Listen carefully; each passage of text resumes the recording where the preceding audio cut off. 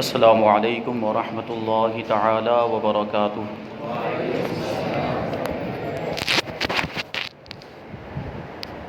الحمد للہ رب العالمین والعاقبۃ للمتقین، والصلاة والسلام علی سید الانبیاء والمرسلین وعلى آلہ واصحابہ اجمعین، اما بعد فاعوذ باللہ من الشیطان الرجیم، بسم اللہ الرحمن الرحیم۔ والسابقون الاولون من المہاجرین والانصار والذین اتبعوهم بإحسان رضی اللہ عنہم ورضوا عنہ، وأعد لهم جنات تجري تحتها الأنهار خالدين فيها أبدا، ذلك الفوز العظيم۔ صدق الله مولانا العظيم، وصدق رسوله النبي الأمين المتين الكريم، ونحن على ذلك لمن الشاهدين والشاكرين والذاكرين والحامدين، والحمد لله رب العالمين۔ آئیے ہم اور آپ سب سے پہلے حضور سرور کائنات، فخر موجودات، باعث تخلیق کائنات احمد مجتبی محمد مصطفیٰ صلی اللہ علیہ وسلم کی بارگاہ بے کس پناہ میں جھوم جھوم کر درود و سلام کا نذرانہ عقیدت پیش کریں اور پڑھیں، اللہم صلی علی سیدنا و مولانا محمد معدن الجود والکرم وآلہ الکرام وابنہ الکریم وبارک وسلم، صلاۃ و سلاما علیک یا رسول اللہ صلی اللہ تعالی علیہ وسلم۔ عزیزان ملت اسلامیہ، جیسا کہ گزشتہ کل یہ وعدہ کیا گیا تھا کہ آج انشاءاللہ تبارک و تعالی خلیفہ ثانی امیر المؤمنین حضرت عمر فاروق اعظم رضی اللہ تعالیٰ عنہ کے تعلق سے گفتگو ہوگی۔ اللہ تبارک و تعالی مجھے حق کہنے، آپ کو حق سننے اور ہم سب کو حق پر عمل کرنے کی توفیق عطا فرمائے۔ فاروق اعظم رضی اللہ تعالیٰ عنہ وہ صحابی رسول ہیں جن کو اللہ تبارک و تعالیٰ نے بڑی عظمتیں اور فضیلتیں عطا فرمائی، بڑی شان و شوکت کے صحابی ہیں۔ اللہ تبارک و تعالیٰ نے آپ کو بہت ہی بلند و بالا مقام و مرتبہ عطا فرمائے۔ آپ کا شمار خلفائے راشدین میں بھی ہوتا ہے اور عشرہ مبشرہ میں بھی ہوتا ہے۔ وہ 10 صحابہ کرام جن کو اللہ کے رسول صلی اللہ علیہ وسلم نے ایک ساتھ جنت کی بشارت عطا فرمائی۔ اعلیٰ حضرت فرماتے ہیں وہ 10 جن کو جنت کا مژدہ ملا، وہ 10 جن کو جنت کا مژدہ ملا، اس مبارک جماعت پہ لاکھوں سلام۔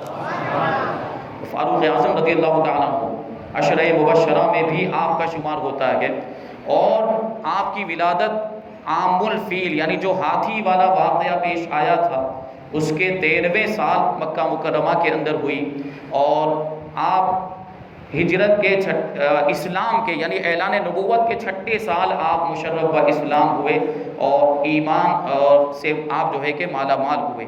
فاروق اعظم رضی اللہ تعالیٰ عنہ کو اللہ تبارک و تعالیٰ نے کیسی شان و شوکت اور کیسی خصوصیات عطا فرمائی تھی۔ آپ کا جو شجرہ نسب ہے وہ اگر آپ دیکھیں تو آپ بھی قبیلہ قریش سے تعلق رکھتے ہیں، اور آپ کا سلسلہ نسب 9ویں پشت میں اللہ کے رسول صلی اللہ علیہ وسلم کے نسب سے جا کر مل جاتا ہے۔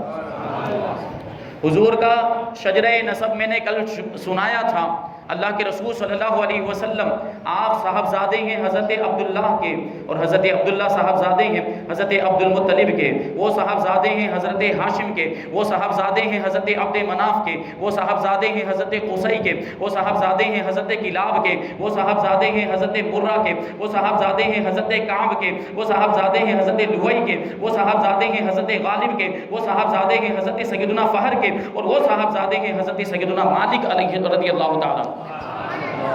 یہ حضور کا شجرہ نسب، اور اس میں حضرت کعب ابن لوئی جو ہے وہاں پر جا کر حضرت فاروق اعظم کا شجرہ نسب اللہ کے رسول کے شجرہ نسب سے مل جاتا ہے۔ فاروق اعظم رضی اللہ تعالیٰ عنہ یہ بیٹے ہیں خطاب کے، وہ بیٹے ہیں نفیل کے، وہ بیٹے ہیں عبد العزیٰ کے، وہ بیٹے ہیں ریاح کے، وہ بیٹے ہیں عبداللہ کے، وہ بیٹے ہیں خرط کے، وہ بیٹے ہیں رضاح کے، وہ بیٹے ہیں عدی کے، اور وہ بیٹے ہیں کعب کے، وہ بیٹے ہیں حضرت لوئی کے، وہ بیٹے ہیں حضرت غالب کے، وہ بیٹے ہیں حضرت فہر کے، اور وہ بیٹے ہیں حضرت مالک رضی اللہ تعالیٰ۔ اور یہ حضرت مالک وہ ہیں جن کا سلسلہ نسب 58ویں پشت میں حضرت ابراہیم خلیل اللہ علیہ السلام سے جا کر مل جاتا ہے۔ یہ نسبت خاندانی فاروق اعظم رضی اللہ تعالیٰ عنہ کو اللہ کے رسول صلی اللہ علیہ وسلم کے ساتھ۔ فاروق اعظم رضی اللہ تعالیٰ عنہ کا نام عمر ہے۔ عمر کا مطلب ہوتا ہے آباد کرنے والا اور آباد رکھنے والا۔ آپ کا یہ نام زمانے جاہلیت میں بھی آپ کا نام عمر تھا، اور اسلام لانے کے بعد بھی آپ کا نام عمر رہا، چونکہ اللہ تبارک و تعالی آپ کے ذریعے سے اسلام کو آباد فرمانے والا تھا، اس لیے پہلے ہی سے آپ کا نام عمر رکھا۔ اور پھر کیسی شان اللہ تبارک و تعالی نے آپ کو عطا فرمائی۔ عمر ہم جو ہے زندگی کی مدت کو بھی کہتے ہیں، انسانی زندگی کی جو مدت ہوتی ہے اس کو بھی عمر کہتے ہیں اور عمر کہتے ہیں۔ اور یہ جو عمر ہوتی ہے یہ جسم کی آبادی کا زمانہ ہوتا ہے، یعنی اتنی عمر تک انسان کا جسم آباد رہتا ہے، پھر مر جاتا ہے انسان، تو اس کا جسم جو ہوتا ہے وہ فنا ہو جاتا ہے، ختم ہو جاتا ہے۔ تو چونکہ حضرت فاروق اعظم رضی اللہ تعالیٰ عنہ کا عہد خلافت بھی اسلام کی آبادی کا زمانہ تھا، اس اعتبار سے بھی آپ اسم با مسمى ہیں، یہ نام آپ پر پورے طور پر صادق آتا ہے۔ فاروق اعظم رضی اللہ تعالیٰ عنہ کا لقب ہے فاروق۔ فاروق کا مطلب ہوتا ہے حق اور باطل کو جدا کر دینے والا۔ فاروق اعظم رضی اللہ تعالیٰ عنہ کو یہ لقب اللہ کے رسول صلی اللہ علیہ وسلم نے عطا فرمایا۔ ام المؤمنین حضرت عائشہ صدیقہ رضی اللہ تعالیٰ عنہ فرماتی ہے کہ سما رسول اللہ صلی اللہ علیہ وسلم عمر الفاروق، کہ اللہ کے رسول صلی اللہ علیہ وسلم نے عمر کو فاروق کا لقب عطا فرمایا۔ اور روایتوں میں آیا ہے کہ فاروق اعظم رضی اللہ تعالیٰ عنہ کا نام آسمانوں میں فاروق ہے، انجیل میں کافی ہے، توریت میں منطق الحق ہے، حق بولنے کی جگہ، اور جنت میں آپ کا نام سراج ہوگا۔ یہ فاروق اعظم رضی اللہ تعالیٰ عنہ کی شان۔ اور آپ کی کنیت ہے ابو حفص، جبکہ آپ کے کسی بیٹے کا نام حفص نہیں تھا، اور کنیت عام طور پر بیٹے کی طرف منسوب کر کے یا بیٹی کی طرف منسوب کر کے اختیار کی جاتی ہے، جبکہ آپ کی ایک صاحبزادی کا نام حضرت حفصہ بھی تھا، تو اس اعتبار سے ابو حفصہ ہونا چاہیے تھا، لیکن آپ کو ابو حفص کہا جاتا ہے۔ لیکن فاروق اعظم رضی اللہ تعالیٰ عنہ نے خود ارشاد فرمایا کہ مجھے سب سے پہلے اللہ کے رسول صلی اللہ علیہ وسلم نے ابو حفص کہہ کر پکارا، اور جنگ بدر کا دن وہ تھا جو سب سے پہلا دن تھا جس دن اللہ کے رسول صلی اللہ علیہ وسلم نے حضرت عمر کو ابو حفص کہہ کر پکارا۔ خود ارشاد فرماتے ہیں انه لاول یوم کنانی فیہ رسول اللہ صلی اللہ علیہ وسلم بابی حفص، یہ وہ پہلا دن تھا جس دن اللہ کے رسول صلی اللہ علیہ وسلم نے مجھے ابو حفص کہہ کر پکارا۔ حضرت زید ابن ابی اوفا بیان کرتے ہیں کہ ایک مرتبہ اللہ کے رسول صلی اللہ علیہ وسلم نے فاروق اعظم رضی اللہ تعالیٰ عنہ سے ارشاد فرمایا کہ قد کنت شدید الشغب علینا یا ابا حفص فدعوت اللہ ان يعز الدین بک او بابی جہل ففعل اللہ ذلک بک۔ اے ابو حفص، اے عمر، تم ہم پر اسلام لانے سے پہلے بڑے ہی سخت تھے، تو میں نے اپنے پروردگار کی بارگاہ میں دعا کی کہ وہ اسلام کو، وہ دین اسلام کو تمہارے ذریعے یا ابو جہل کے ذریعے عزت عطا فرمائے، تو اللہ تبارک و تعالیٰ نے تمہارے ذریعے سے اسلام کو عزت عطا فرمائی۔ یعنی اللہ کے رسول صلی اللہ علیہ وسلم نے دو لوگوں کے تعلق سے دعا فرمائی تھی کہ اے پروردگار، عمر کے ذریعے یا ابو جہل کے ذریعے، کیونکہ یہ بڑے رتبے کے دونوں لوگ تھے اور مکہ کے اندر ان کا بہت ہی احترام تھا اور روب و دبدبا تھا، اللہ کے رسول صلی اللہ علیہ وسلم نے ان دونوں کے لیے دعا کی تھی، لیکن اللہ تبارک و تعالیٰ نے ان دونوں میں سے حضرت عمر کا انتخاب فرمایا۔ اس کا مطلب یہ ہے کہ اللہ تعالیٰ نے حضرت عمر کو اسلام کی ترقی کے لیے چنا ہے۔ اور ابو حفص کا یہ حفص جو ہے اس کا مطلب ہوتا ہے شیر کا بچہ، حفص کا مطلب ہوتا ہے شیر کا بچہ، اس لیے شیر کو ابو حفص کہا جاتا ہے۔ اور فاروق اعظم رضی اللہ تعالیٰ عنہ اسلام کے شیر ہیں کہ فاروق اعظم رضی اللہ تعالیٰ عنہ کے اسلام قبول کرنے سے لے کر وصال ظاہری تک اسلام کو آپ کی ذات کے ذریعے سے جتنا فائدہ پہنچا ہے کسی دوسرے خلیفہ اور کسی دوسرے حاکم کے ذریعے اتنا فائدہ نہیں پہنچا، اسی وجہ سے بھی آپ کو ابو حفص کہا جاتا ہے، یہ شان۔ اور آپ کا جو لقب ہے فاروق، اس کے بارے میں حضرت نزال بن صبرہ رضی اللہ تعالیٰ عنہ بیان کرتے ہیں کہ ایک دن ہم مولا کائنات علی مرتضیٰ شیر خدا رضی اللہ تعالیٰ عنہ کی بارگاہ میں حاضر تھے۔ ہم نے حضرت علی رضی اللہ تعالیٰ عنہ سے پوچھا، آپ کی بارگاہ میں عرض کیا کہ عمر ابن خطاب کے بارے میں کچھ ارشاد فرمائے۔ تو مولا کائنات نے ارشاد فرمایا کہ عمر فاروق اعظم وہ شخصیت ہیں جن کو اللہ تبارک و تعالیٰ نے فاروق کا لقب عطا فرمایا کہ انہوں نے حق کو باطل سے جدا کر کے دکھا دیا۔ حضرت عبداللہ ابن عباس بیان کرتے ہیں کہ میں نے ایک مرتبہ فاروق اعظم رضی اللہ تعالیٰ عنہ سے پوچھا کہ آپ کو فاروق کیوں کہا جاتا ہے؟ تو حضرت فاروق اعظم رضی اللہ تعالیٰ عنہ نے خود ارشاد فرمایا کہ میرے اسلام لانے سے 3 دن پہلے حضرت حمزہ رضی اللہ تعالیٰ عنہ ایمان لا چکے تھے، اور پھر اللہ تبارک و تعالیٰ نے میرے سینے کو اسلام کے لیے کھول دیا اور بے ساختہ میں پکار اٹھا، اللہ لا الہ الا ہو لہ الاسماء الحسنی، اللہ کے سوا کوئی معبود نہیں اور اسی کے اچھے نام ہیں۔ اور اس وقت روئے زمین پر اللہ کے رسول صلی اللہ علیہ وسلم سے زیادہ کوئی بھی شخص میرے نزدیک محبوب اور پسندیدہ نہیں تھا۔ تو میں نے پوچھا کہ اللہ کے رسول صلی اللہ علیہ وسلم کہاں تشریف فرمائیں؟ تو میری ہمشیرہ میری بہن نے کہا کہ اللہ کے رسول صلی اللہ علیہ وسلم دار ارقم میں تشریف فرما ہے، جو کوہ صفا کے قریب ہے، جو صفا پہاڑی کے نزدیک ہے۔ تو کہتے ہیں حضرت فاروق اعظم کہ میں وہاں پر گیا تو حضرت امیر حمزہ اور دوسرے صحابہ کرام گھر کے اندر صحن میں موجود تھے اور اللہ کے رسول صلی اللہ علیہ وسلم اندر کمرے کے اندر موجود تھے۔ میں نے دروازے پر دستک دی تو صحابہ کرام نے پوچھا کون ہے؟ تو میں نے کہا عمر۔ تو سب صحابہ کرام جتنے بھی تھے وہ ایک جگہ پر اکٹھا ہو گئے۔ جب حضرت امیر حمزہ نے دیکھا کہ صحابہ کرام کسی جو ہے کہ حیرت میں مبتلا ہے، کوئی معاملہ، تو پوچھا کہ کیا بات ہو گئی، کیوں جو ہے کہ اس طریقے سے جمع ہو گئے؟ تو صحابہ کرام نے عرض کیا اے امیر حمزہ عمر آ گیا کہ۔ تو حضرت امیر حمزہ نے ارشاد فرمایا اگر اچھے ارادے کے ساتھ آیا ہے تو اس کا خیر مقدم ہے، اور اگر برے ارادے کے ساتھ آیا ہے تو اسی کی تلوار سے اس کا سر قلم کر دیا جائے گا۔ حضرت فاروق اعظم رضی اللہ تعالیٰ عنہ کہتے ہیں دروازہ کھولا گیا، میں اندر داخل ہوا، میرے آنے کی خبر سن کر اللہ کے رسول صلی اللہ علیہ وسلم بھی اندر سے باہر تشریف لائے، اور آنے کے بعد اللہ کے رسول صلی اللہ علیہ وسلم نے میرے گریبان کو پکڑ کے زور سے جھنجھوڑتے ہوئے ارشاد فرمایا اے عمر تم کب باز آؤ گے؟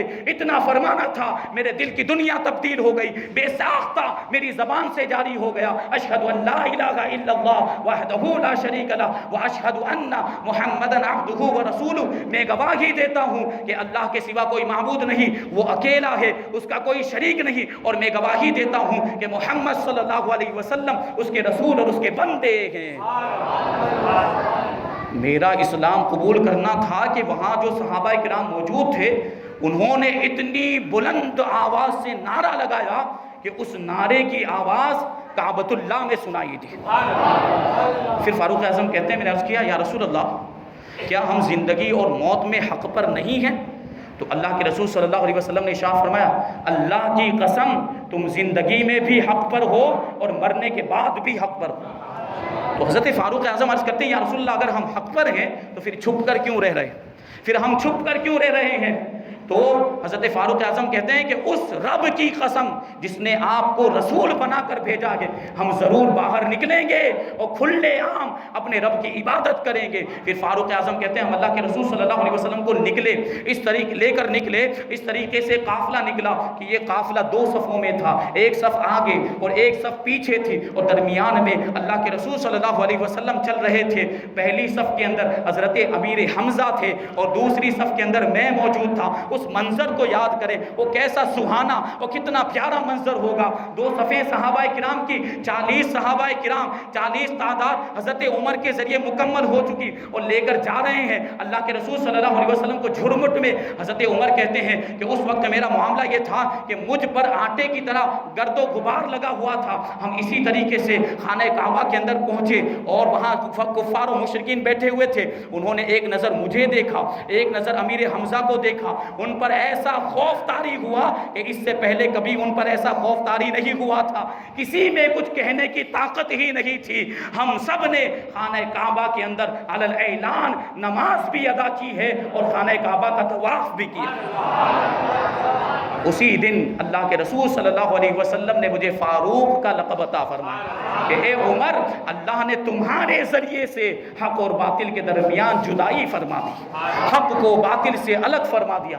یہ شان ہے فاروق اعظم رضی اللہ تعالیٰ عنہ کی۔ اور کیسے حق کو باطل سے جدا کرنے والے، ایک مرتبہ ایک یہودی کا اور ایک منافق کا جھگڑا ہو گیا، آپس میں اختلاف ہو گیا۔ تو یہودی کہنے لگا کہ تمہارے نبی محمد ابن عبداللہ کے پاس جاتے ہیں فیصلہ کروانے کے لیے۔ جو منافق تھا وہ کہنے لگا نہیں، یہودیوں کے سردار کعب ابن اشرف کے پاس جاتے ہیں فیصلہ کروانے کے لیے۔ لیکن یہودی اڑ گیا، نہیں، محمد ابن عبداللہ کے پاس ہی جائیں گے فیصلہ کروانے کے لیے، اور اسے لے کر اللہ کے رسول کی بارگاہ میں پہنچ گیا۔ اللہ کے رسول صلی اللہ علیہ وسلم نے پورا ماجرا سنا اور یہودی کے حق میں فیصلہ کر دیا، کیونکہ وہ حق پر تھا۔ یہ ممکن ہی نہیں ہے کہ اللہ کے رسول صلی اللہ علیہ وسلم کسی کے ساتھ ناانصافی فرمائے، لیکن اس کے باوجود وہ نہیں مانا۔ جو منافق تھا وہ نہیں مانا، وہ یہودی سے کہنے لگا چلو عمر کے پاس جاتے ہیں، عمر ابن خطاب کے پاس جاتے ہیں اور ان سے فیصلہ کرواتے ہیں۔ تو منافق نے کہا، یہ یہودی نے کہا کہ جب فیصلہ ہو چکا ہے تو جانے کی کیا ضرورت، لیکن منافق کہتا ہے مجھے اطمینان نہیں۔ اب وہ دونوں جو ہے کہ اس نے جب بہت زیادہ ضد کی تو دونوں حضرت فاروق اعظم کے پاس پہنچے۔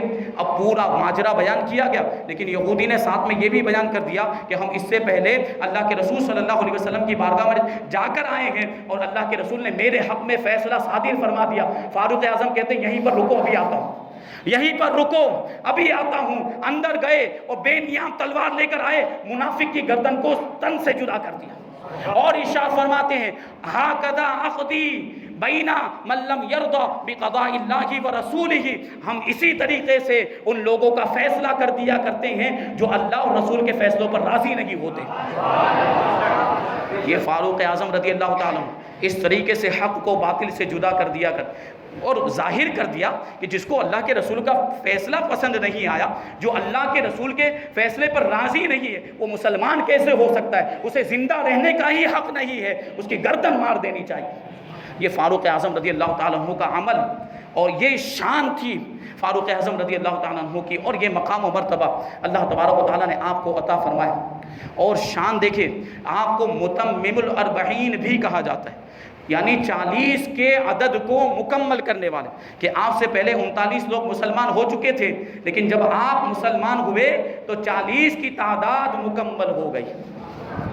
اور ایک بات یہ بھی آپ کو معلوم ہونی چاہیے کہ فاروق اعظم رضی اللہ تعالیٰ عنہ ہی وہ شخصیت ہیں جن کو سب سے پہلے امیر المؤمنین کہا گیا۔ یقیناً بلا شبہ حضرت ابوبکر صدیق رضی اللہ تعالیٰ عنہ بھی امیر المؤمنین ہیں، لیکن ان کے زمانے میں یہ لقب اتنا مشہور تھا ہی نہیں، وہ کسی کے ذہن میں یہ بات نہیں تھی، کیونکہ ابوبکر صدیق رضی اللہ تعالیٰ عنہ کو خلیفۃ الرسول کہا جاتا تھا، اللہ کے رسول کا خلیفہ کہا جاتا تھا۔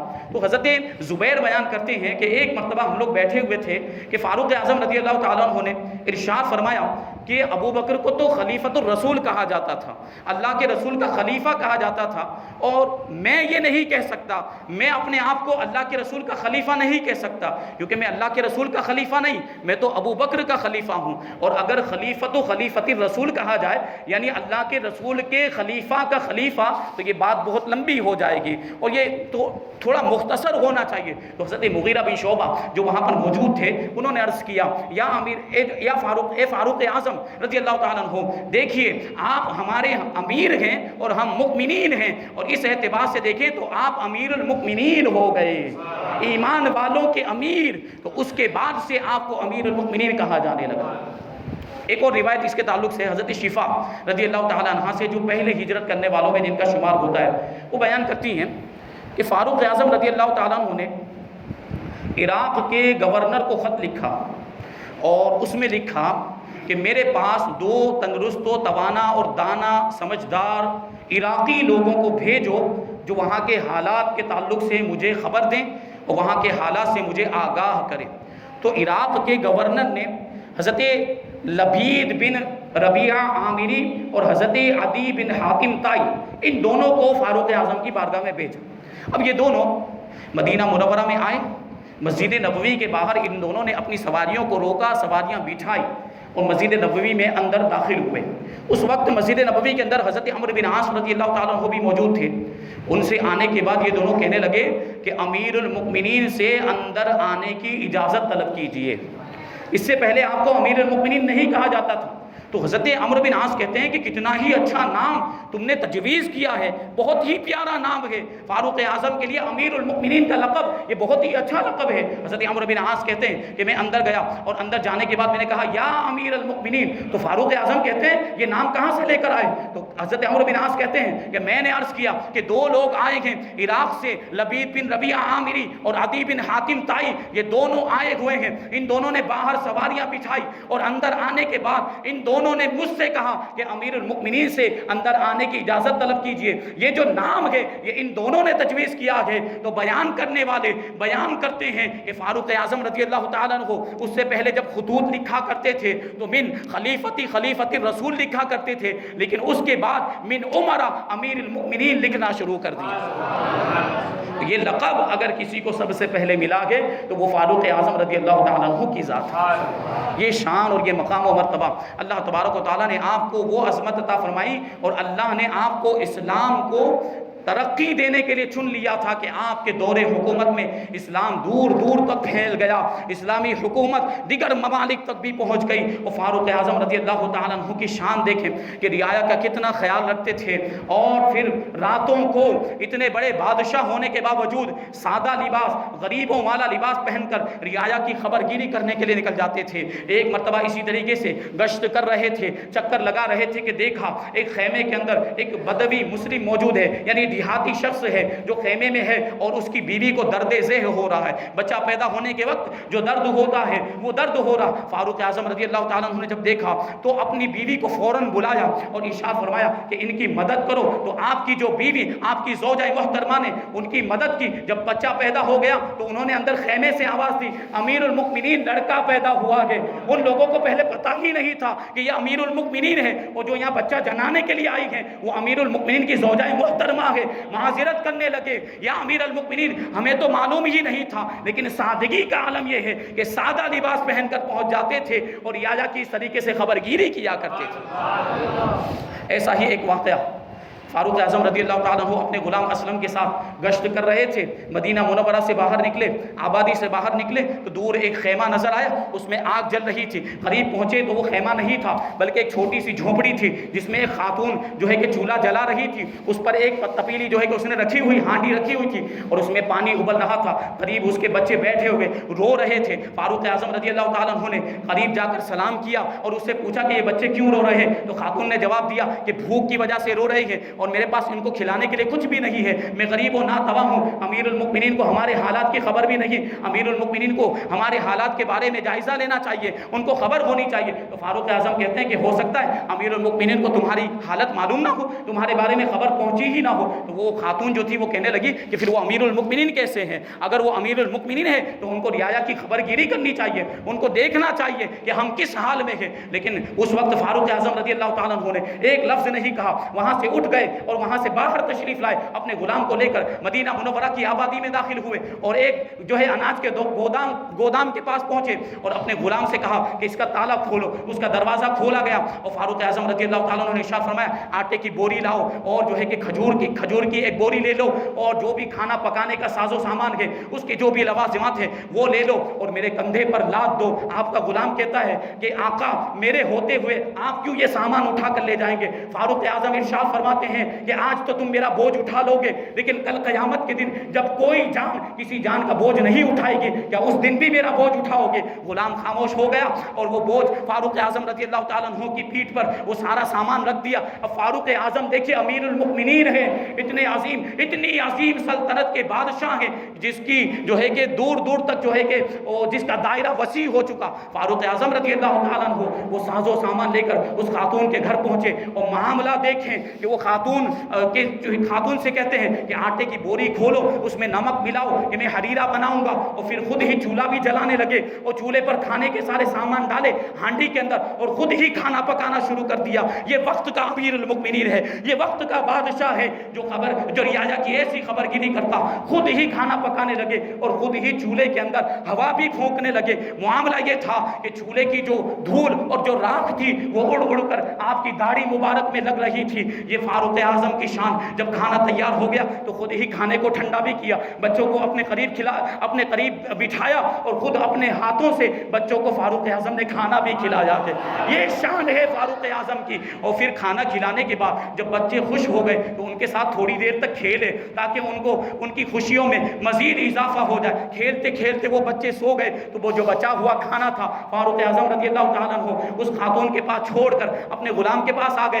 ایسا محسوس ہوتا تھا کہ سر سے بہت بڑا بوجھ ہلکا ہو گیا ہو۔ وہ خاتون یہ دیکھ کر کہنے لگی کہ اے شخص تم کتنے مہربان ہو، تم کتنے رحم دل ہو کہ ایسے سختی کے وقت میں تم نے ہماری مدد کی ہے، امیر المؤمنین تو تم کو ہونا چاہیے۔ تو وہ فاروق اعظم وہ کہتے ہیں کہ میں امیر المؤمنین بننے کے لائق نہیں، میں کہاں اور کہاں امیر المؤمنین کا عہدہ، لیکن یہ بات یاد رکھنا کہ جب بھی تم امیر المؤمنین کے دربار میں جاؤ گی تو مجھے ضرور وہاں پر پاؤ گی۔ یہ فاروق اعظم کی شان ہے کہ اس طریقے سے جاتے تھے رعایا کی خبر گیری کرنے کے لیے کہ لوگوں کو پتہ بھی نہیں چلتا تھا کہ امیر المؤمنین آئے ہیں۔ سادگی کا یہ عالم روایتوں میں آیا کہ فاروق اعظم اتنی عظیم سلطنت کے بادشاہ ہونے کے باوجود ایسا پیرہن اور ایسا کرتا پہنتے تھے جس میں تین پیوند لگے ہوئے ہوتے تھے۔ پیوند مطلب ٹھگلے لگے ہوئے کپڑے پہنا کرتے تھے۔ اور ایک روایت میں تو آیا ہے کہ آپ کے پاجامے کے اندر چمڑے کا پیوند لگا ہوا تھا۔ یہ سادگی کا عالم ہے۔ اور یہ دیکھیں فاروق اعظم رضی اللہ تعالیٰ عنہ کو اللہ تبارک و تعالیٰ نے وہ شان عطا فرمائی، زندگی کے ہر موقع پر اللہ کے رسول صلی اللہ علیہ وسلم کا ساتھ دیا، صلح ہو یا جنگ ہو ہر جنگ میں شریک ہوئے فاروق اعظم اور اپنی وفاداری اور جانثاری کا ثبوت دیا۔ اور حضرت ابوبکر صدیق رضی اللہ تعالیٰ عنہ کے بعد اس شان سے خلافت کے فرائض انجام دیے کہ اسلام کے دائرے کو دور دور تک پہنچا دیا۔ یہ فاروق اعظم رضی اللہ تعالیٰ عنہ، اور ایسی عظمت ایسی شان اللہ نے آپ کو عطا فرمائی کہ انسان تو انسان اور جاندار تو جاندار، بے جان چیزوں پر بھی آپ کا حکم چلا کرتا تھا۔ وہ واقعہ آپ کو یاد ہونا چاہیے، جب مصر فتح ہوا تو حضرت عمرو بن عاص کو وہاں کا گورنر بنایا گیا۔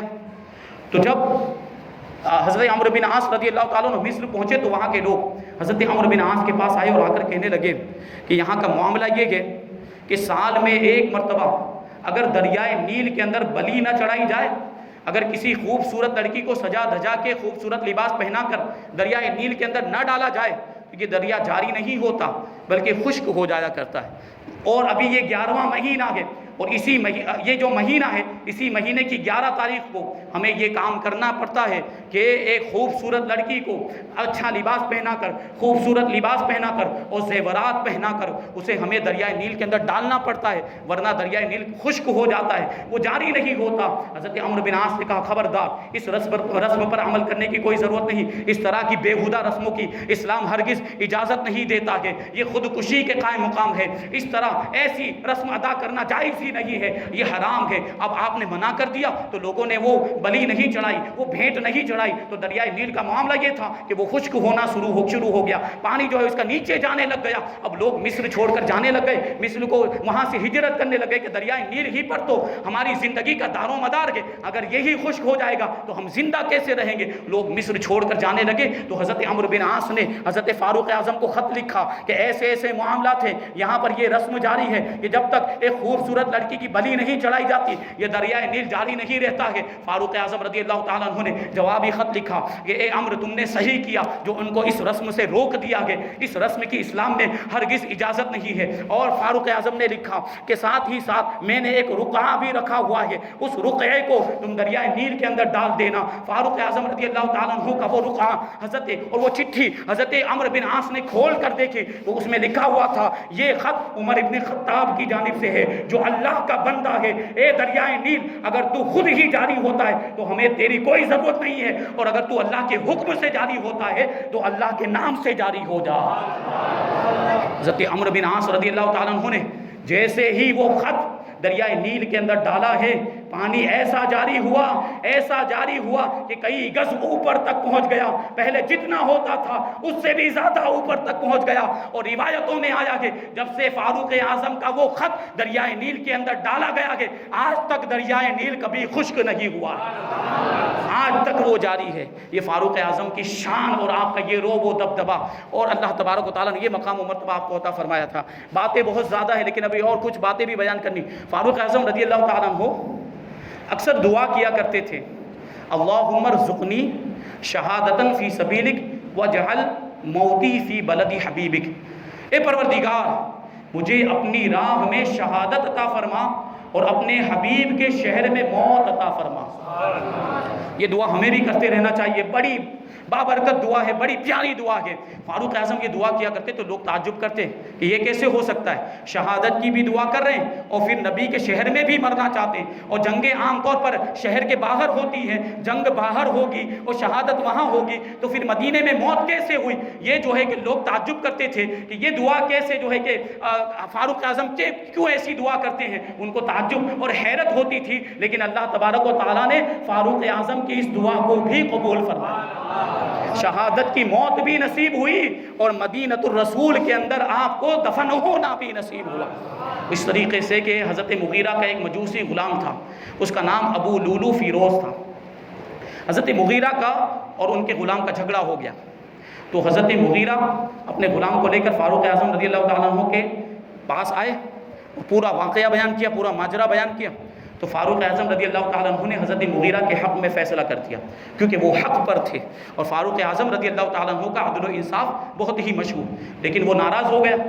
جو ابو لولو فیروز تھا وہ ناراض ہو گیا، غصے میں آ گیا اور اس نے ارادہ بنا لیا کہ معاذ اللہ میں امیر المؤمنین کو قتل کر دوں گا، اور اسی ارادے سے اس نے زہر میں ایک خنجر بجھایا اور اس کو کمبل میں چھپا کر لے کر آیا۔ فجر کے وقت جب فجر کی نماز ہونے والی تھی مسجد میں داخل ہوا، فاروق اعظم رضی اللہ تعالیٰ عنہ تشریف لائے اور فجر کی نماز پڑھانے کے لیے مصلی پر ابھی کھڑے ہوئے، اور جیسے ہی تکبیر تحریمہ کہی ابو لولو فیروز بدبخت نے فاروق اعظم رضی اللہ تعالیٰ عنہ کو آپ کی گردن کے پاس 2 وار لگائے گئے اس خنجر سے، اور آپ کی کوکھ میں 2 وار لگائے، اور ایسے وار اس نے کیے اس خنجر سے کہ آپ خون سے لت پت ہو کر مصلی پر ہی گر پڑے، اور آپ کا جو خون مبارک تھا وہ مسجد نبوی کے مصلی پر، شاعر کہتا ہے کہ میرے محبوب میرے آقا کی مسجد کے مصلی پر عمر کا خون، میرے آقا کی مسجد کے مصلی پر عمر کا خون، امامت ہو تو ایسی ہو، شہادت ہو تو ایسی ہو۔ فاروق اعظم گر پڑے. اب ابو لولو فیروز بھاگنے لگا, لوگ اس کو پکڑنے لگے تو وہ خنجر چلانے لگ گیا. وہ خنجر چلاتے چلاتے اس نے تقریباً 12 یا 13 لوگوں کو زخمی کر دیا, جن میں سے 6 لوگ بعد میں خود شہید ہو گئے. لیکن ایک عراقی نے اس بدبخت کے اوپر کمبل ڈال دیا اور اس کو پکڑ لیا, دبوچ لیا. لیکن وہ بدبخت اب اپنے انجام کو جان گیا کہ اب میرا انجام صحیح نہیں, اب میری موت ہونے والی ہے. تو اس نے خود ہی کمبل کے نیچے اپنے آپ کو وہی خنجر مار کے خودکشی کر لی اور حرام موت مر کے دنیا سے گیا. پہلے ہی کافر تھا لیکن اس کی موت ہوئی ہے تو حرام خودکشی والی موت ہوئی ہے. وہیں اس کا انجام, فاروق اعظم کو زخمی کرنے کا انجام اس نے اسی وقت بھگت لیا. اب فاروق اعظم رضی اللہ تعالیٰ عنہ کو جو زخم لگے تھے اس کی وجہ سے آپ کی کوکھ میں سوراخ پڑ گئے تھے, تو آپ کی بارگاہ میں کھجور کا شربت پیش کیا گیا. فاروق اعظم رضی اللہ تعالیٰ عنہ نے وہ شربت پیا تو وہ زخموں کے جو سوراخ تھے وہاں سے وہ شربت باہر نکل گیا. پھر آپ کی بارگاہ میں دودھ پیش کیا گیا. فاروق اعظم رضی اللہ تعالیٰ عنہ نے دودھ پیا تو اس کا بھی وہی معاملہ, زخموں کے راستوں سے دودھ بھی واپس نکل گیا. اب لوگ نا امید ہو گئے, اب لوگوں کو اندازہ ہو گیا کہ اب فاروق اعظم بچ نہیں سکیں گے, تو وصیت کرنے لگ گئے. اور فاروق اعظم رضی اللہ تعالیٰ عنہ نے اپنے بیٹے حضرت عبداللہ کو بلایا اور ارشاد فرمایا کہ جاؤ ام المؤمنین حضرت عائشہ صدیقہ کے پاس جاؤ اور ان سے جا کر کے کہو کہ عمر اللہ کے رسول صلی اللہ علیہ وسلم کے پہلو میں دفن ہونا چاہتا ہے, اپنے دونوں ساتھیوں کے قریب دفن ہونا چاہتا ہے. حضرت عبداللہ رضی اللہ تعالیٰ عنہ حضرت ام المؤمنین عائشہ صدیقہ رضی اللہ تعالیٰ عنہ کے پاس پہنچے اور آنے کے بعد اپنے والد ماجد کا پیغام سنایا کہ حضرت عمر حضور صلی اللہ علیہ وسلم اور ابو بکر صدیق کے پہلو میں دفن ہونا چاہتے ہیں. آپ حضرت عائشہ صدیقہ رضی اللہ تعالیٰ عنہ رو رہی تھی, ارشاد فرماتی ہے کہ یہ جگہ تو میں نے اپنے لیے خاص رکھی ہوئی تھی, یہ جگہ تو میں نے اپنے لیے محفوظ کر کے رکھی ہوئی تھی, لیکن خدا کی قسم امیر المؤمنین کو میں اپنی ذات پر ترجیح دیتی ہوں. انہیں اجازت ہے. جب یہ آنے کے بعد آپ کے صاحبزادے نے خبر سنائی ہے تو فاروق اعظم نے ارشاد فرمایا کہ یہی میری زندگی کی سب سے بڑی آرزو تھی. چنانچہ فاروق اعظم رضی اللہ تعالیٰ عنہ کو 26 ذی الحجہ کو آپ زخمی ہوئے اور 3 دن تک مسلسل اسی زخمی حالت میں آپ رہے, اور یکم محرم الحرام کو آپ کی شہادت ہوئی ہے.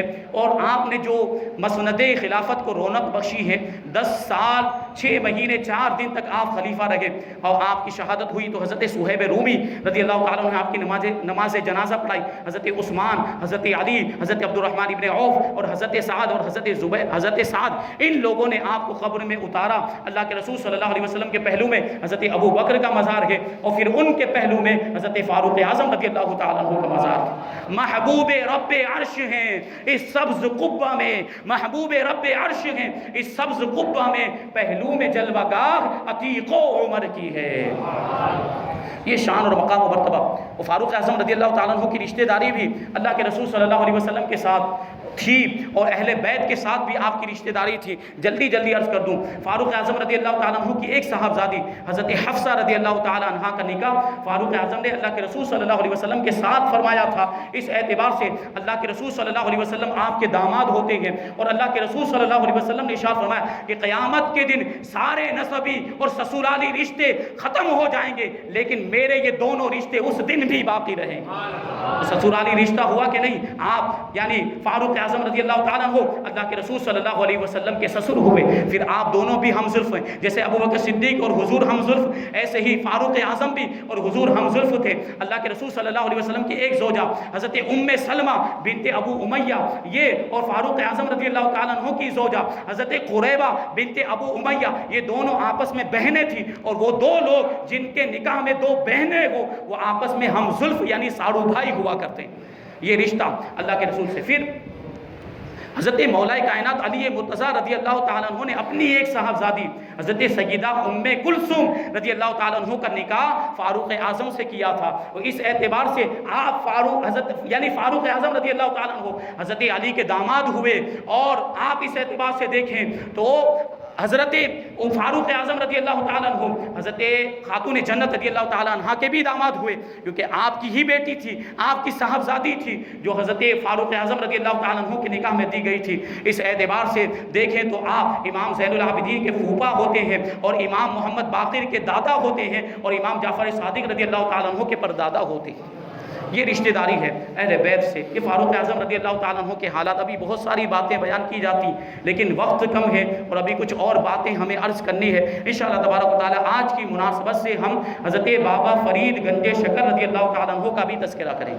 اور دو مناسبتیں موجود ہیں حضرت بابا فرید کا تذکرہ کرنے کے لیے، یہاں پر دو مناسبتیں۔ ایک تو یہ کہ آج 5ویں رات ہے اور 5 محرم الحرام ہی کو حضرت بابا فرید مسعود گنج شکر رضی اللہ تعالیٰ عنہ کا عرس بھی ہے، اور دوسری مناسبت یہ ہے کہ حضرت بابا فرید گنج شکر رضی اللہ تعالیٰ عنہ حضرت فاروق اعظم ہی کے خاندان سے تعلق رکھتے ہیں۔ آپ کی ولادت 569 یا 571 ہجری میں ملتان کے قریب ایک قصبہ ہے کوٹھے بال، وہاں پر بابا فرید گنج شکر رضی اللہ تعالیٰ عنہ کی ولادت ہوئی۔ آپ کا جو اصلی نام ہے وہ ہے مسعود، لیکن فرید الدین کے لقب سے اور گنج شکر کے لقب سے پوری دنیا آپ کو جانتی اور پہچانتی ہے۔ یہ شان اور آپ کا جو شجرہ نسب ہے یہ فاروق اعظم رضی اللہ تعالیٰ عنہ سے ملتا ہے، اور اس شجرہ نسب کو سیر الاخطاب کے اندر جو بہت ہی معتبر کتاب ہے اس کے اندر شجرہ نسب کو اس طریقے سے بیان کیا گیا۔ فرید الدین مسعود یہ صاحبزادے ہیں حضرت شیخ جمال الدین سلیمان کے، وہ صاحبزادے ہیں شیخ شعیب کے، وہ صاحبزادے ہیں شیخ محمد احمد کے، وہ صاحبزادے ہیں شیخ یوسف کے، وہ صاحبزادے ہیں شیخ شہاب الدین فرخ شاہ کابلی کے، وہ صاحبزادے ہیں نصیر فخر الدین محمود کے، وہ صاحبزادے ہیں شیخ سلیمان کے، وہ صاحبزادے ہیں شیخ مسعود کے، وہ صاحبزادے ہیں شیخ عبداللہ وعیس اصغر کے، اور وہ صاحبزادے ہیں وعیس اکبر ابو الفتح کے، اور وہ صاحبزادے ہیں شیخ اسحاق کے، وہ صاحبزادے ہیں شیخ ناصر کے، اور وہ صاحبزادے ہیں حضرت عبداللہ رضی اللہ تعالیٰ عنہ کے، اور وہ صاحبزادے ہیں عمر فاروق اعظم رضی اللہ تعالیٰ عنہ۔ تو حضرت بابا فرید گنج شکر رضی اللہ تعالیٰ عنہ فاروقی ہیں، حنفی ہیں اور چشتی بھی ہیں۔ یہ شان اور یہ عظمت حضرت بابا فرید الدین گنج شکر رضی اللہ تعالیٰ عنہ کو گنج شکر کہا جاتا ہے۔ گنج شکر کہنے کی وجہ کیا؟ گنج شکر کا مطلب شکر کا خزانہ۔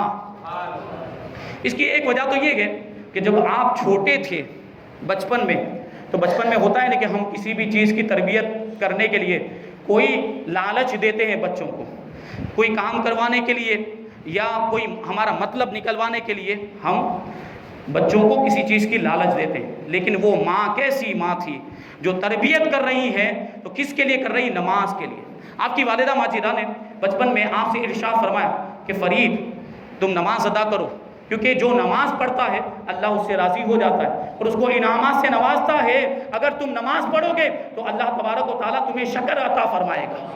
اب بابا فرید الدین بچپن کے معاملات تو شکر کی لالچ میں آپ نے نماز پڑھنا شروع کر دیا، اور آپ کی والدہ ماجدہ روزانہ آپ کے مصلے کے نیچے شکر کی ایک پڑیا رکھ دیا کرتی تھی۔ روزانہ بابا فرید الدین گنج شکر جب نماز سے فارغ ہوتے اور مصلہ اٹھاتے تو نیچے شکر کی پڑیا جو ملتی تو بڑے خوش ہو جایا کرتے کہ آج مجھے میری نماز کا انعام مل گیا، نماز کا تحفہ مل گیا۔ روزانہ شکر پاتے تو بڑے خوش ہو جاتے۔ ایک دن مصروفیات کی وجہ سے آپ کی والدہ ماجدہ مصلے کے نیچے شکر کی پڑیا رکھنا بھول گئی، گھر کے کام کاج میں تھی تو شکر کی پڑیا نہیں رکھ پائی۔ تو بڑی جب بعد میں آپ کو یاد آیا کہ آج تو میں نے فرید کے مصلے کے نیچے وہ شکر کی پڑیا نہیں رکھی ہے، آج اگر اس کو پتا چلے گا تو میرا جو راز ہے وہ فاش ہو جائے گا، اور پھر اس کا رد عمل کیا ہوگا؟ وہ ایسا نہ ہو کہ نماز پڑھنا ہی چھوڑ دے۔ آپ بڑی حیران اور پریشان ہوئی اور فوراً جو ہے کہ وہاں پر گئی جہاں پہ بابا فرید الدین گنج شکر نماز پڑھ رہے تھے۔ نماز سے جب فارغ ہوئے اور والدہ ماجدہ کی بارگاہ میں پہنچے تو والدہ ماجدہ نے سب سے پہلا سوال یہی پوچھا کہ بیٹا آج تمہیں شکر ملی کہ نہیں ملی؟ تو بابا فرید الدین جواب دیتے ہاں وہ تو روزانہ ملتی ہے، آج بھی ملی ہے۔ آپ کی والدہ ماجدہ سمجھ گئی کہ آج میں نے تو شکر نہیں رکھی تھی، یہ پروردگار عالم نے غیب سے شکر کا انتظام فرمایا۔ اشک بار ہو گئی اور اپنے پروردگار کا دل ہی دل میں شکریہ ادا کیا۔ تو اس وجہ سے بھی گنج شکر کہا جاتا ہے۔ اور ایک واقعہ یہ بھی بیان کیا جاتا ہے کہ بابا فرید الدین گنج شکر رحمۃ اللہ تعالیٰ علیہ جب ریاضت و مجاہدہ کرتے تھے، نفس کشی کرتے، کئی دن کے فاقے ہو جاتے، کچھ بھی کھاتے نہیں اور کچھ بھی پیتے نہیں تھے، کئی دن ایسے گزر جاتے۔ ایک مرتبہ 80 دن کا فاقہ ہو گیا، 80 دن تک نہ کچھ کھایا نہ پیا. اب نفس کا معاملہ الجوع پکارنا شروع کر دیا نفس نے. بھوک لگی ہے کھانا دیا جائے. نفس نے پکارنا شروع کر دیا. تو حضرت بابا فرید الدین گنج شکر نے نفس کو بہلانے کے لیے چند کنکر کے ٹکڑے اور پتھر اٹھائے اپنے منہ میں ڈال دیے. کنکر کو منہ میں ڈالنا تھا کہ وہ کنکر شکر میں تبدیل ہو گئے, وہ شکر کی ڈلیاں بن گئی. یہ شان. پھر ایک روایت ایسی ہے کہ ایک مرتبہ ایک قافلہ جا رہا تھا تاجروں کا, سوداگروں کا, جو اونٹوں پر نمک لاد کر لے جا رہے تھے. تو حضرت بابا فرید الدین گنج شکر رحمۃ اللہ تعالی علیہ نے پوچھا کہ کیا لے کر جا رہے ہو؟ وہ شکر لے کر جا رہے تھے, اونٹوں پر شکر لاد کر لے جا رہے تھے. تو بابا فرید الدین گنج شکر نے پوچھا کہ کیا لے کر جا رہے ہو؟ تو ان میں سے ایک سوداگر نے کیا کہا کہ نمک لے کر جا رہے, جبکہ وہ شکر لے کر جا رہے تھے. تو بابا فرید الدین نے کہا کہ جب تم کہہ رہے ہو کہ نمک ہے تو پھر نمک ہی ہوگا. اب جب وہ منزل مقصود پر پہنچے, اپنا سامان کھول کر دیکھا تو واقعی شکر کی جگہ پر سارے ساز و سامان کے اندر, ساری بوریوں کے اندر نمک بھرا ہوا تھا.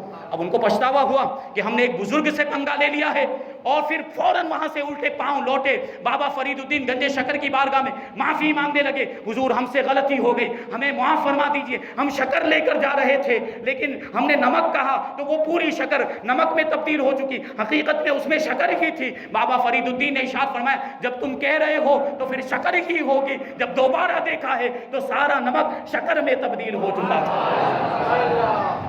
یہ شان اور یہ مقام و مرتبہ اللہ تبارک و تعالیٰ نے آپ کو عطا فرمایا. آپ ملتان کے اندر رہتے, تعلیم و تربیت حاصل کرتے تھے اور عالم دین کا کورس کر رہے تھے. اسی دوران آپ کا معمول یہ تھا کہ ملتان کی ایک مسجد کے اندر آپ جاتے اور قبلے کی طرف رخ کر کے کتابیں پڑھتے تھے, سبق یاد کرتے تھے. جو سبق آپ کو استاذ کی طرف سے ملتا تھا وہ سبق آپ مسجد میں بیٹھ کر یاد کرتے. وہ ایک مرتبہ اسی طریقے سے بابا فرید الدین گنج شکر رحمۃ اللہ تعالی علیہ مسجد میں بیٹھ کر قبلے کی طرف رخ کر کے وہ کتاب پڑھ رہے تھے, سبق یاد کر رہے تھے کہ اچانک ایک خوشگوار احساس نے آپ کو نگاہ اٹھانے پر مجبور کر دیا. جب بابا فرید الدین نے اپنی نگاہوں کو اٹھا کر دیکھا تو ایک نورانی اور روشن ولی کامل کا چہرہ نظر آیا.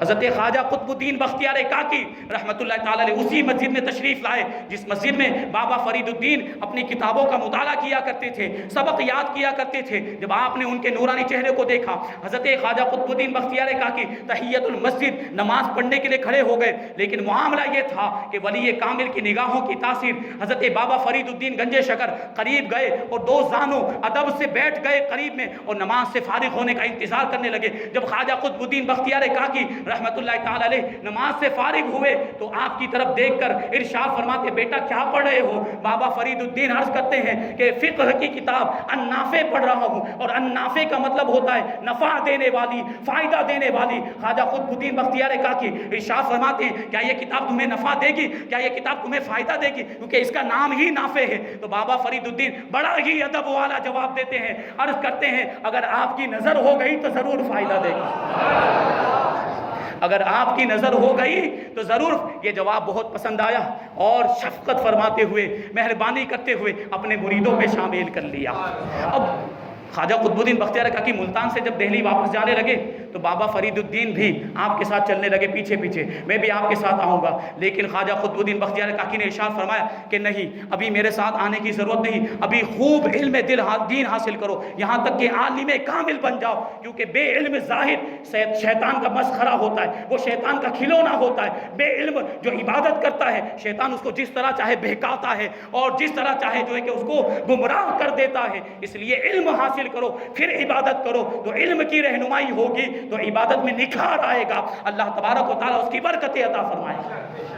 یہ خواجہ قطب الدین بختیار کاکی نے آپ کو ارشاد فرمایا کہ خوب علم حاصل کرو. تو آپ نے خوب علم حاصل کیا اور خوب سیر و سیاحت کری, بہت سے بزرگان دین کی بارگاہ میں حاضر ہوئے اور سب سے اکتساب فیض کیا.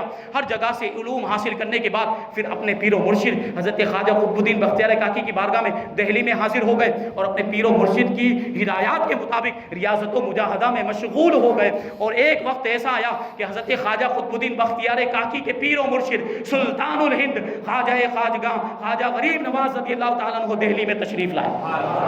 اب جیسے ہی شہر میں خبر پہنچی کہ غریب نواز آئے تو اس وقت جو بادشاہ تھا سلطان شمس الدین التمش, وہ خود خواجہ غریب نواز کی ملاقات کے لیے آیا اور لوگوں کا سیلاب امٹ پڑا قدم بوسی کے لیے، غریب نواز کے دیدار کے لیے۔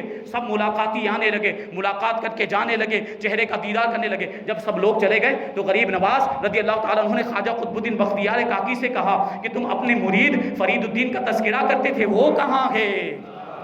فرید الدین کے بارے میں تم نے بتایا تھا، کہاں ہے فرید الدین؟ تو حضرت خواجہ قطب الدین بختیار کاکی نے عرض کیا، حضور وہ تو ریاضت و مجاہدہ میں مشغول ہے، وہ تو عبادت میں مشغول ہے، وہ جو ہے کہ محنت و مشقت کر رہے ہیں۔ تو حضرت خواجہ غریب نواز رضی اللہ تعالیٰ عنہ نے ارشاد فرمایا کہ اگر وہ یہاں نہیں آیا ہے تو ہم اس کے پاس چلتے ہیں۔ شان دیکھیں، کون کہہ رہا ہے؟ ہند کا بادشاہ کہہ رہا ہے اگر وہ یہاں نہیں آیا ہے تو ہم اس کے پاس چلتے ہیں۔ خواجہ قطب الدین بختیار کاکی کہتے ہیں وہ غلام ہے، اس کو یہاں بلا لیجئے، آپ کو جانے کی کیا ضرورت ہے؟ غریب نواز ارشاد فرماتے ہیں نہیں، ہم جائیں گے۔ اب پہنچے اس کمرے کے اندر جہاں بابا فرید الدین گنج شکر رحمۃ اللہ تعالی علیہ عبادت کے اندر مشغول تھے۔ اچانک وہ پورا کمرہ خوشبو سے مہک گیا اور خوشبو سے معطر ہو گیا، پورے کمرے کے اندر خوشبو پھیل گئی حضرت خواجہ قطب الدین بختیار کاکی اور غریب نواز کے آنے کی وجہ سے۔ تو آپ نے نگاہ اٹھا کر دیکھا تو دیکھتے ہیں کہ پیر و مرشد موجود ہیں اور ارشاد فرما رہے ہیں کہ دیکھو سلطان الہند تمہاری ملاقات کے لیے تشریف لائے ہیں، تم اپنے نصیبے پر جتنا ناز کرو اتنا کم ہے کہ تم سے ملاقات کرنے کے لیے خود تشریف لائے ہیں غریب نواز۔ اب بابا فرید الدین گنج شکر نے جیسے ہی دیکھا تو کھڑے ہونے کی کوشش کی، لیکن ریاضت و مجاہدہ کی وجہ سے اتنی کمزوری آ گئی تھی کہ لڑکھڑا کر پھر سے گر گئے زمین پر اور پھر سے اٹھنے کی کوشش کی، لیکن جب اپنے اندر اٹھنے کی طاقت نہیں پائی تو آنکھوں سے آنسو جاری ہو گئے، بے ساختہ رونے لگے۔ اب معاملہ دیکھیں، شفقت دیکھیں بزرگوں کی۔ حضرت غریب نواز نے آپ کا دایاں ہاتھ پکڑا ہے اور خواجہ قطب الدین بختیار کاکی نے آپ کا بایاں ہاتھ پکڑا اور دونوں نے دونوں بازو پکڑ کے بابا فرید الدین کو کھڑا کر دیا۔ اب غریب نواز رضی اللہ تعالیٰ عنہ آپ کو آگے بڑھا کر کہتے ہیں اے پروردگار عالم، فرید الدین کو اپنی بارگاہ میں قبول فرما اور کامل ترین درویشوں کے مرتبے پر اس کو پہنچا دے۔ تو غیب سے آواز آئی، فرید کو ہم نے قبول کیا، فرید کو ہم نے قبول کیا، وہ فرید عصر اور وحید زمانہ ہے کہ اس کے زمانے میں اس کے جیسا کوئی اور ہوگا ہی نہیں۔ پھر غریب نواز رضی اللہ تعالیٰ عنہ نے بابا فرید الدین کو اسم اعظم سکھایا اور گلے سے لگایا تو بابا فرید الدین کو ایسی گرمی محسوس ہوئی کہ شعلوں کی آگ لگ گئی ہو، ایسی گرمی محسوس، لیکن پھر وہ گرمی دھیرے دھیرے شبنم کی ٹھنڈک کی طرح ٹھنڈی ہو گئی۔ اور بابا فرید الدین گنج شکر فرماتے ہیں کہ سالوں کی محنت اور سالوں کی ریاضت و مجاہدہ اور جو سالوں تک مدرسے میں تعلیم حاصل کی ان ساری چیزوں تھے وہ فیض حاصل نہیں ہوا تھا جو غریب نواز کی ایک نظر سے حاصل ہو گئے۔ یہ شان بابا فرید الدین گنج شکر رحمۃ اللہ تعالی علیہ کی اور باتیں بیان کرنی تھی، لیکن یہ آخری بات بیان کر دو۔ شعبان المعظم ہجری 663 میں بابا فرید الدین گنج شکر بیمار ہو گئے اور بیماری کا معاملہ یہ تھا کہ بیماری دن بدن شدت اختیار کرتی جا رہی تھی، لیکن بیماری کے باوجود با جماعت نماز ادا کرتے تھے اور جو بھی ذکر و اذکار اور نوافل پڑھا کرتے تھے اس میں کوئی فرق نہیں آیا۔ یہ بزرگان دین کی زندگی، ہم تو تھوڑا سا بیمار ہو جاتے ہیں، پر تھوڑی چوٹ لگ گئی، تھوڑا بخار آ گیا تو نمازیں چھوڑ دیں، ویسے بھی تندرست ہوتے اس کے باوجود نماز نہیں پڑھتے تو بیماری کی حالت میں کہاں پڑھیں گے؟ یہ بزرگان دین کی زندگی ہے، ان سے ہمیں سبق حاصل کرنا چاہیے۔ بیمار ہیں اس کے باوجود جماعت کے ساتھ نماز پڑھ رہے ہیں، ذکر و اذکار بھی کر رہے ہیں اور نوافل بھی پڑھ رہے ہیں۔ اور جب محرم الحرام کا مہینہ آیا ہجری 664 میں، جب محرم الحرام کا مہینہ آیا لوگوں نے اس کا چاند دیکھا، مریدین آپ کی بارگاہ میں حاضر ہوئے تو مریدین کے لیے آپ نے دعائیں بھی فرمائی، لیکن 4 محرم الحرام کو آپ کی طبیعت بہت زیادہ خراب ہو گئی۔ صبح ہی سے قرآن مجید کی تلاوت کرنی شروع کر دی اور شام تک 5 مرتبہ قرآن مجید ختم کر دیا۔ اور 5 محرم الحرام کی جب صبح آئی تو صبح سے پھر قرآن مجید پڑھنا شروع کر دیا اور 10 بجے تک 5 مرتبہ قرآن مجید کو ختم کر دیا۔ یہ شان ہوتی ہے بزرگان دین کی اور اللہ تبارک و تعالیٰ ان کے وقت میں برکت عطا فرماتا ہے۔ آپ سوچ رہے ہوں گے کہ فجر کی نماز کے بعد سے لے کر 10 بجے تک 5 مرتبہ قرآن کیسے ختم ہو سکتا ہے؟ یہ اللہ والوں کی باتیں ہوتی ہیں، ان کی کرامتیں ہوا کرتی۔ یہ ان کے انداز ہوا کرتے ہیں، اللہ تبارک و تعالیٰ ان کے وقت میں ایسی برکتیں عطا فرما دیا کرتا ہے۔ تو یہ شان دیکھیں، آخری وقت ہے لیکن اس کے باوجود بھی نماز کا دامن نہیں چھوڑ رہے، قرآن کی تلاوت کا دامن نہیں چھوڑ رہے، ذکر و اذکار ویسے ہی جاری۔ جب شام کا وقت آیا تو آپ کے مریدین آپ کے پاس حاضر ہوئے، آپ نے کہا کہ تھوڑی دیر کے لیے باہر جاؤ، جب بلاؤ تو واپس آنا۔ اب عشاء کے وقت آپ کے مریدین واپس آئے، تو اس وقت ایسی غشی طاری ہوئی، عشاء کی نماز پڑھنے کے بعد جماعت کے ساتھ نماز پڑھی اور بے ہوشی طاری ہو گئی، اور پھر تھوڑی دیر کے بعد ہوش میں آئے تو لوگوں سے پوچھتے کیا میں نے عشاء کی نماز پڑھی ہے؟